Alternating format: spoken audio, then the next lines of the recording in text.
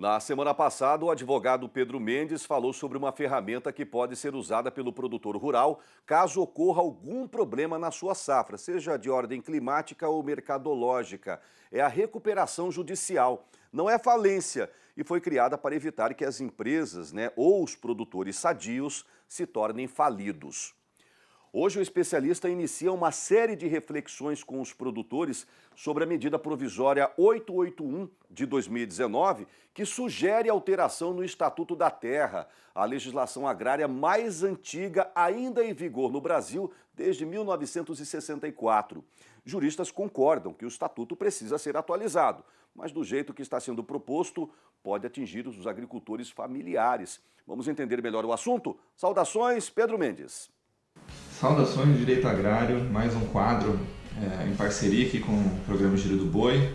E o assunto de hoje é um pouco preocupante. Vamos tratar de uma medida provisória que fala sobre a liberdade econômica, mas que, para uma surpresa dos estudiosos aqui do direito, acaba trazendo, em meio a essa medida provisória, uma sugestão de alteração do Estatuto da Terra, isso mesmo.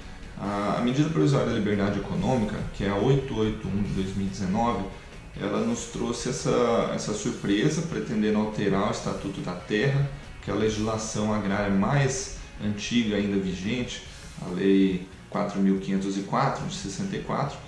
Obviamente tem que ser modernizada, tem que ser adaptada às atividades do agronegócio atual, mas não da forma como pretende esta medida provisória, que de última hora acabou inserindo um artigo, o artigo 54, e busca incluir um 10º parágrafo no artigo 92 do Estatuto da Terra.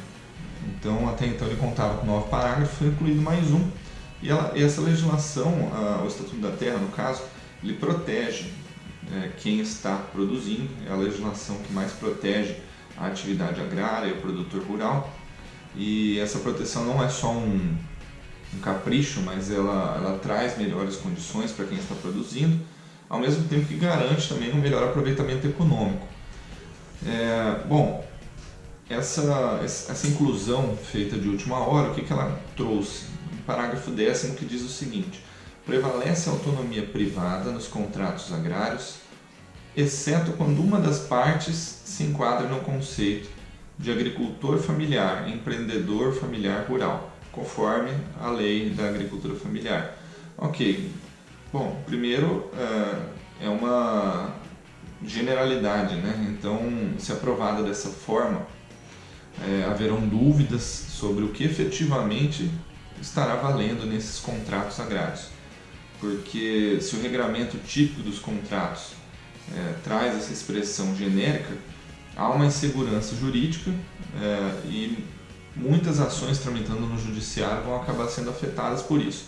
Com essa alteração no Estatuto da Terra, a lei começa a ficar contraditória, porque uma frase que fica perdida no fim desse artigo, e leis contraditórias com frases perdidas, né, normalmente são motivadoras aí de ações judiciais, né? Bom, em segundo lugar, essa ressalva que se faz com relação ao agricultor familiar, ela coloca a categoria do agricultor familiar numa situação diferenciada que pode não ser benéfica para eles, né? Porque o regramento tem aplicação nas situações onde uma das partes é agricultor familiar.